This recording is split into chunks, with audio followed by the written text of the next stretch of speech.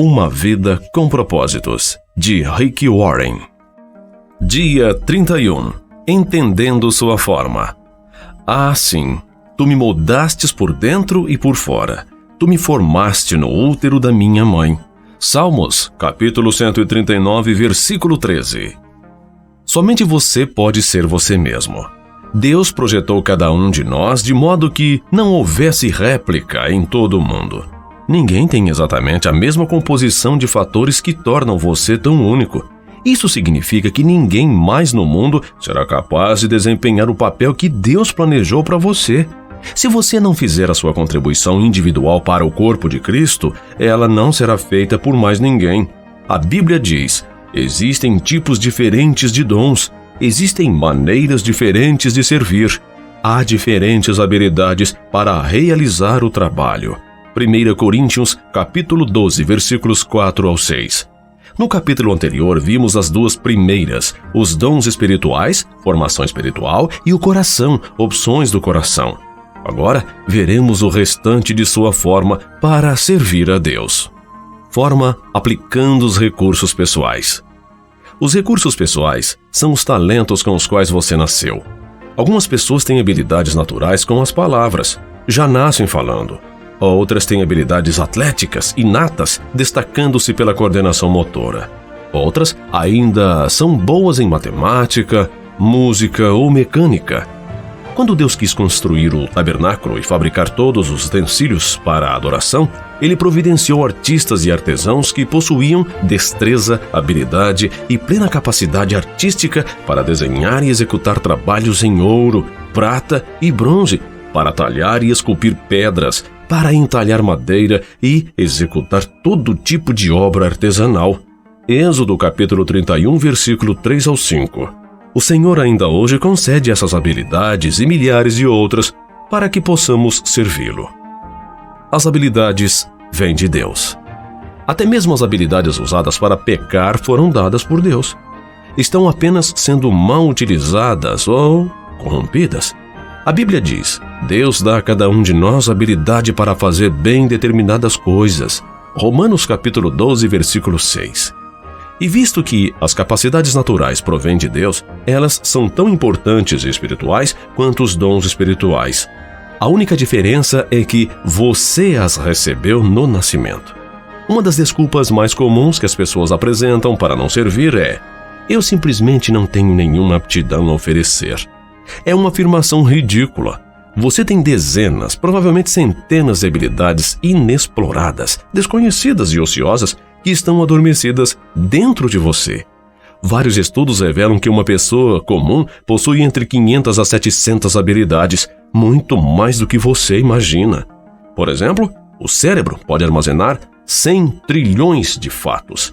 A mente pode lidar com 15 mil decisões por segundo, como ocorre quando o seu sistema digestivo está trabalhando. O olfato pode perceber até 10 mil odores diferentes. O tato pode detectar um elemento com um micron de espessura e a língua pode detectar o gosto de uma parte de quinino em 2 milhões de partes de água. Você é um conjunto de habilidades incríveis, uma criação maravilhosa de Deus. Parte da responsabilidade da igreja é identificar e disponibilizar essas habilidades para servir ao Senhor. Qualquer habilidade pode ser usada para a glória de Deus. Paulo orienta: assim, quer vocês comam, quer bebam, quer façam qualquer outra coisa, façam tudo para a glória de Deus. 1 Coríntios 10, 31. A Bíblia está cheia de exemplos de diferentes capacidades que o Senhor usou para a sua glória. Aqui estão apenas algumas delas: capacidade artística, capacidade arquitetônica, administração, culinária, construção de navios, produção de doces, capacidade para debates, desenho, embalsamamento, bordados, escultura, agricultura, pesca, jardinagem, liderança, gerenciamento, trabalhos em alvenaria, composição musical, produção de armas, trabalhos com agulhas, pintura, plantio, filosofia, maquinárias, invenções, carpintaria, navegação, vendas, atividades militares, alfaiataria, ensino, literatura e poesia. A Bíblia diz: Há diferentes habilidades para realizar o trabalho, mas é o mesmo Deus quem dá a cada um a habilidade para fazê-lo. 1 Coríntios 12:6. O Senhor tem um lugar na igreja onde sua habilidade pode se distinguir e você pode fazer diferença. Cabe a você achar esse lugar. Deus concede a algumas pessoas a habilidade de ganhar dinheiro. Moisés disse aos israelitas: "Mas lembrem-se do Senhor, o seu Deus, pois é Ele quem dá a vocês a capacidade de produzir riqueza." Deuteronômio 8, versículo 18. Pessoas com essa capacidade são boas em fazer prosperar os negócios, em fechar acordos ou vendas e em obter lucro. Se você possui habilidade para os negócios, deve usá-la para a glória de Deus. Como? Primeiro, compreenda que sua habilidade provém de Deus e dê todo o crédito a Ele. Segundo, use sua empresa ou negócio para atender a necessidade de alguém e compartilhe sua fé com os que não creem. Terceiro, devolva ao menos o dízimo, 10% do lucro, para Deus como ato de adoração. Deuteronômio, capítulo 14, versículo 3. Malaquias, capítulo 3, versículos 8 ao 11. Por fim, estabeleça para você mesmo a meta de ser um construtor do reino, não um construtor de riquezas. Explicarei isso melhor no capítulo 34.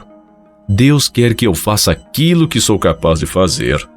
Você é a única pessoa neste mundo que pode empregar suas habilidades. Ninguém mais pode assumi-la, porque ninguém mais possui a constituição exclusiva que Deus lhe deu. A Bíblia diz que o Senhor supre você de tudo que é necessário para fazer a sua vontade. Hebreus capítulo 13, versículo 21. Para descobrir a vontade de Deus para a sua vida, faça um autoexame minucioso, a fim de saber em que você é bom e identificar as coisas para as quais você não tem habilidade. Se Deus não lhe deu a capacidade de cantar bem, Ele não espera que você seja cantor de ópera. Ele jamais lhe pedirá que dedique a vida a uma tarefa para a qual você não tem talento. No entanto, as habilidades que você efetivamente possui são um forte indício do que o Senhor quer que você faça. São pistas para que você conheça a vontade de Deus para a sua vida. Se você for bom em projetar, recrutar, desenhar ou organizar, é seguro supor que os planos dele para a sua vida incluem tal habilidade de alguma forma. Deus não desperdiça a capacidade. Ele combina o nosso chamado com as nossas habilidades.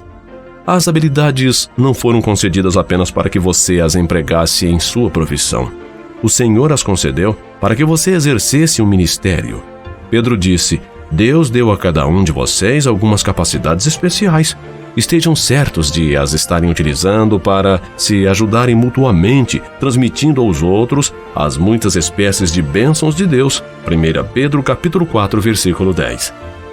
Enquanto este livro estava sendo escrito, aproximadamente 7.000 pessoas usavam habilidades para o ministério na igreja Sand Black, suprindo todo tipo de serviço que você possa imaginar, consertando carros recebidos em doação para que sejam, por sua vez, doados aos que necessitam, encontrando os melhores negócios para as aquisições da igreja, trabalhando com paisagismo, organizando arquivos, divulgando arte, elaborando programas, projetando prédios, fornecendo tratamento de saúde, preparando refeições, compondo músicas, ensinando música, escrevendo propostas de subvenções, treinando times, fazendo pesquisas para sermões ou traduzindo-os e realizando centenas de outras tarefas que requerem especializações. Dizemos aos novos membros: não importa no que você é bom, você deve fazê-lo para a sua igreja. Forma: usando o seu modo de ser. Não nos damos conta de como cada um de nós é verdadeiramente único. As moléculas de DNA podem se reunir em um número infinito de formas. As possibilidades de você algum dia vir a encontrar alguém exatamente igual a você e 1 a cada 10 elevado a mais de 2 bilhões de potência. Se você fosse escrever esse número com cada zero da espessura de 1 polegada, seria necessário uma tira de papel de 60.000 quilômetros. Para que você tenha ideia do que isso significa, alguns cientistas acreditam que o número de todas as partículas do universo não passa de 10 seguido de 76 zeros, muito menor que as possibilidades de seu DNA. Sua singularidade é um fato científico da vida. Quando Deus o fez, ele quebrou o molde. Nunca houve e nem haverá alguém exatamente igual a você. É óbvio que Deus aprecia a diversidade. Basta olhar em volta. Ele criou cada um de nós com uma combinação exclusiva de traços de personalidade. Deus fez os introvertidos e os extrovertidos. Fez as pessoas que gostam de rotina e as que gostam de diversificar. Fez os racionais e os emocionais. Algumas pessoas trabalham melhor em tarefas individuais, enquanto outras têm melhor desempenho em equipe. A Bíblia diz: Deus age por intermédio de homens e maneiras diferentes, mas é o mesmo Deus que atinge seus propósitos mediante todos eles. 1 Coríntios capítulo 12, versículo 6. A Bíblia apresenta prova suficiente de que Deus usa todos os tipos de personalidade. Pedro era sanguíneo, Paulo era colérico, Jeremias era melancólico. Quando você vê as diferenças de personalidades entre os 12 discípulos, fica fácil entender a razão de alguns conflitos interpessoais. Não existe temperamento certo ou errado para o ministério. Todos os tipos de personalidade são necessárias para equilibrar a igreja e dar-lhe sabor. O mundo seria um lugar muito chato se fôssemos a versão feijão com arroz. Felizmente, as pessoas apresentam muito mais variedades. Seu modo de ser, isto é, sua personalidade, influenciará de maneira direta a maneira e o lugar em que você usa as habilidades e os dons espirituais. Por exemplo, duas pessoas podem ter o dom de evangelização, mas se uma é introvertida e a outra é extrovertida, esse dom será expresso de formas distintas. O marceneiro sabe que é mais fácil trabalhar no sentido das fibras de madeira e de modo perpendicular a elas. De igual maneira, quando você é forçado a atuar de certo modo fora das características de seu temperamento, cria-se tensão e desconforto, e ainda se fazem necessárias quantidades extras de esforço e energia, sem falar que os melhores resultados não são atingidos. É por isso que imitar o ministério de alguém jamais produz resultados. Você não tem a personalidade da outra pessoa. Além do mais, Deus criou você para ser você mesmo. Você pode aprender com o exemplo de alguém, mas deve filtrar o que aprende por meio de sua forma.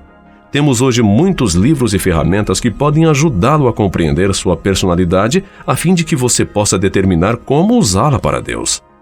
Como num vitral, nossas diferentes personalidades refletem a luz de Deus em muitas cores e padrões. Isso abençoa a família do Senhor com intensidade e variedade e também nos abençoa pessoalmente. É agradável fazer aquilo para o qual Deus nos preparou. Quando atua de forma coerente com a personalidade que Ele lhe deu, você se sente realizado, satisfeito e produtivo.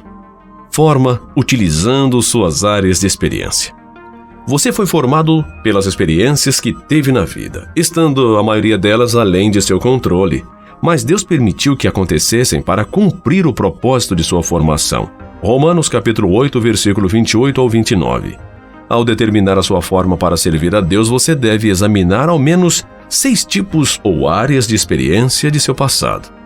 Experiências familiares. O que você aprendeu vivendo com sua família? Experiências educacionais. Quais eram as matérias favoritas na escola? Experiências vocacionais. Em quais empregos você foi mais eficiente e mais gostou de trabalhar?